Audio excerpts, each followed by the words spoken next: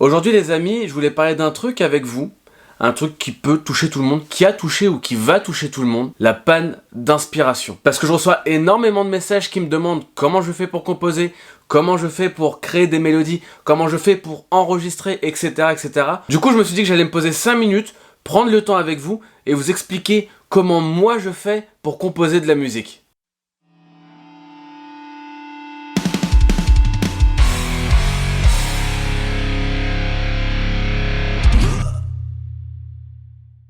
Oh yeah! Salut à tous, ici Aziz, on se retrouve pour un nouvel épisode de Dealer de Métal, la chaîne où on parle rock, la chaîne où on parle métal, la chaîne où on parle de tous ses dérivés. Hein, quoi? Le t-shirt? Oui, oui, j'ai reçu les t-shirts, ça me va bien, hein. Plutôt cool, hein, hop, il taille bien, franchement, plutôt sexy. Attends, quoi? Hop là, tac, petit t-shirt Dealer de Métal, que certains d'entre vous vont recevoir, parce que si tu regardes la vidéo, là, si je me trompe pas, au moment où la vidéo va sortir, ton colis est déjà parti. Donc voilà à quoi ça va ressembler, je suis hyper content de la qualité et du résultat des t-shirts, mais on n'est pas là pour ça, Aujourd'hui, on va parler d'un sujet qui est hyper important à mes yeux, parce que pour moi, il n'y a rien de plus frustrant que d'avoir quelque chose à dire et pas avoir le moyen de l'exprimer. Et j'ai été dans ce cas-là, alors je prétends pas avoir tout le temps l'inspiration, mais ça fait un petit moment que je fais de la musique, donc j'ai développé certaines techniques, parce que bon, c'est un travail de faire de la musique et de composer. C'est dur à l'assimiler pour certains, mais oui, c'est un métier d'être compositeur. Je profite d'avoir une communauté qui me suit pour donner des conseils à ceux qui veulent bien l'entendre, évidemment.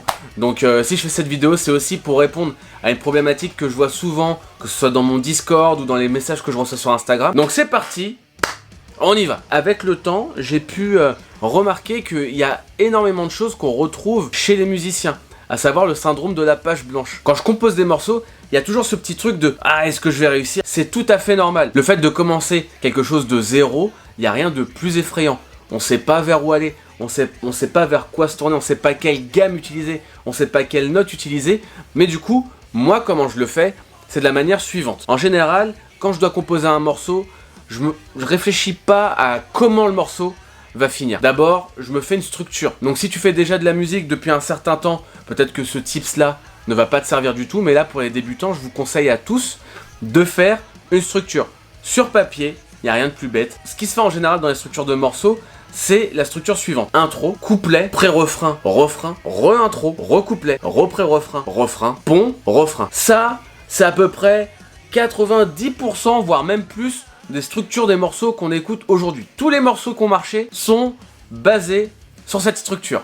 Déjà d'entrée de jeu. On va dire que c'est un point de départ. Le but, c'est de pas faire du copier-coller. C'est un moment, voilà, se démarquer, trouver son petit truc. Mais voilà, la structure en général, je pars souvent d'un truc comme ça, d'une base plutôt simple, et après, je brode autour. Le morceau est terminé pour moi au moment où on arrive aux arrangements. Je me prends pas la tête avant. Pose ma structure, c'est brut pour avoir une perspective globale. Donc une fois que j'ai ma structure, c'est mon squelette, c'est ma structure, je me dis bon, maintenant que j'ai ma structure, de quoi je veux parler? Donc en général, j'ai soit une ligne de chant, un riff, un thème ou même une gamme, une ambiance que je veux avoir. Je vais faire en sorte de broder quelque chose autour, histoire de m'approcher de ce que j'ai en tête. En général, c'est des mélodies, on a tous imaginé faire des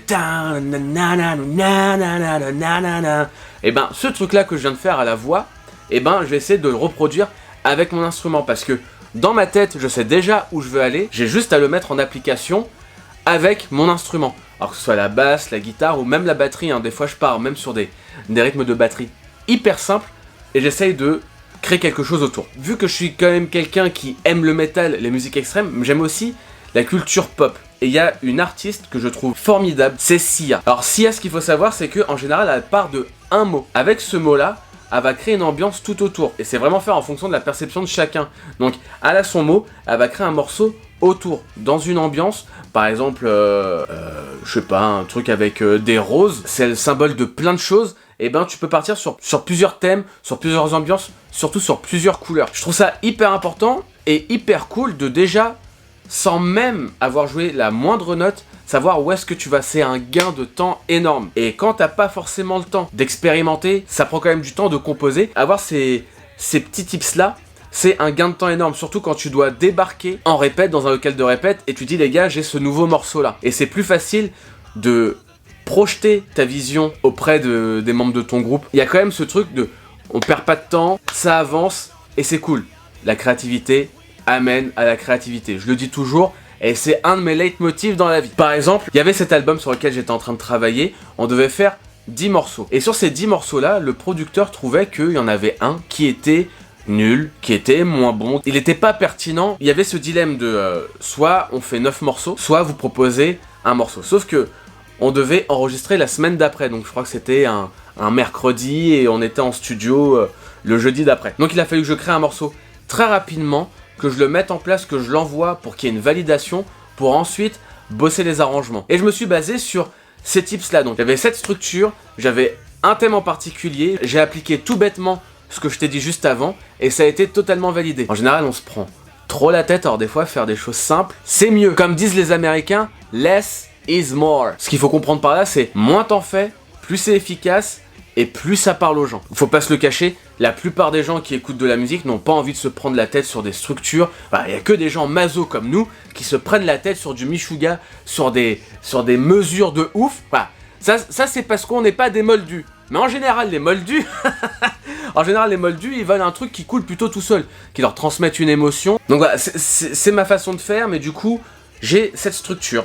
J'ai mon idée, après je vais essayer de trouver des accords qui sont en rapport avec toutes ces idées là. Et une fois que j'ai mon morceau version démo à l'état brut au pas possible, là je vais prendre du recul. Quand même, je vais prendre du recul et essayer de voir là où on peut un petit peu chiader les trucs. Par exemple, t'as ton intro, couplet, pré-refrain, refrain, et ben ton pré-refrain tu vas le faire un petit peu court et sur le deuxième pré-refrain tu vas le faire un peu plus long histoire de faire monter le truc. Ensuite tu peux par exemple faire ton dernier refrain, vu que c'est le dernier refrain tu peux le faire un ton au-dessus pour donner ce côté hyper épique. Voilà, le but c'est de s'amuser, mais avant de s'amuser, il faut savoir où est-ce que tu vas. C'est comme si tu bâtissais une maison, et avant même d'avoir les plans, tu pensais déjà à ta déco, alors que tu sais pas du tout sur quoi tu vas tomber. Faut tester, expérimenter des choses, mais une fois que tu as ton noyau dur, et ben, en fait, t'es libre de foncer et d'expérimenter des choses. Un autre exemple aussi, et ça c'est mon côté fan de films des héros des années 80 qui parlent, je ne peux pas m'empêcher de mettre des images sur la musique que je compose. Voilà, je veux un truc épique, comme Rocky. Je suis un très gros fan de Rocky. Pour moi, c'est l'une des meilleures BO de films de ouf. Il faut essayer d'imaginer, on est dans le monde de l'audiovisuel, donc il faut lier le son à l'image. Et d'ailleurs, et je pense que je vais finir là-dessus, pas si longtemps que ça, sur mon Discord. D'ailleurs, je t'invite à rejoindre mon Discord, parce qu'on échange énormément avec la communauté des Metaluf. Il y avait ce gars qui demandait quel style de musique je suis censé faire pour plaire à un maximum de monde et du coup gagner de l'argent.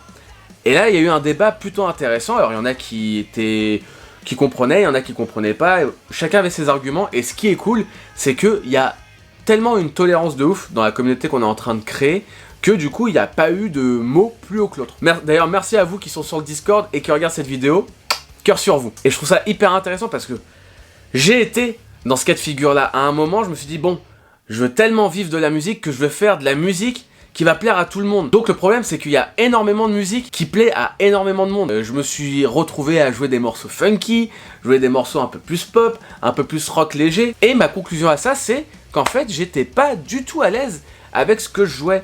Alors je le jouais bien et les morceaux que je composais dans ce style là tenaient la route, clairement ils tenaient la route. Mais c'est juste qu'à un moment, il faut que tu saches pourquoi tu fais ce style là ou pas. Je sais que moi aujourd'hui je suis pas à l'aise dans ma carrure, dans ma manière d'appréhender mon instrument, de par mes inspirations. Le rock et le metal c'est ce qui me va le mieux parce que je connais les codes, je connais les attentes d'un public et j'ai cette rigueur là et j'ai cette culture là en moi. Donc en fait, pourquoi je dis ça, c'est que on peut jouer tout ce qu'on veut, il n'y a pas de souci là-dessus. Mais je pense qu'il faut pas se dire je vais jouer ce style là pour plaire aux gens parce que ça marche jamais. Ou alors, ça va marcher sur un temps, mais à un moment, ça sera pas authentique. Et aujourd'hui, et je le dis souvent dans mes vidéos, ce qu'on aime chez un artiste, c'est quand il est authentique. Par exemple, il y a des artistes hyper pop qui font des trucs un petit peu minimalistes, etc., qui me touchent pas du tout, mais qui ont leur public. Et je pense que quelque part, ils s'en foutent de mon avis, de si j'aime ou pas, parce que je ne suis pas la cible. Il y a énormément de groupes, énormément d'artistes qui plaisent pas à tout le monde et c'est pas un problème. Si tu trouves un public en faisant quelque chose que t'aimes, c'est là où t'as gagné. Donc les amis, si j'ai un conseil à vous donner, c'est de faire de la musique qui vous plaît. Et à un moment, si ça vous plaît, ça va plaire à d'autres gens. Et si vous jouez la carte de l'authenticité, c'est là où tout va exploser pour vous. En tout cas, c'est ma manière de voir les choses, c'est ma manière d'avoir vécu les choses aussi. Donc maintenant, je suis curieux de savoir quel est votre avis là-dessus. Quelle est votre solution pour toujours être créatif? Quelle est votre solution pour créer des morceaux de ouf? Je veux absolument tout savoir. Absolument tout savoir. J'aime trop savoir comment les autres font. Donc, je vais vous laisser là les amis. Avant ça, j'aimerais remercier tous les tipeurs qui m'aident à financer une partie de la chaîne. Ça me fait énormément plaisir. Je vous mets tous les liens dans la description si tu veux me rejoindre sur les réseaux sociaux. Si tu veux découvrir tous les groupes qui me font vibrer toute la semaine. Le Tipeee si tu veux donner un coup de main à la chaîne. Enfin voilà, n'hésite pas, surtout que bientôt je lance ma chaîne Twitch. Donc je vous invite à me rejoindre sur absolument tous mes réseaux sociaux. N'hésitez pas à m'harceler, je vous répondrai avec plaisir. Et voilà les amis, quant à moi je vous dis à très vite pour encore plus de métal. Yeah!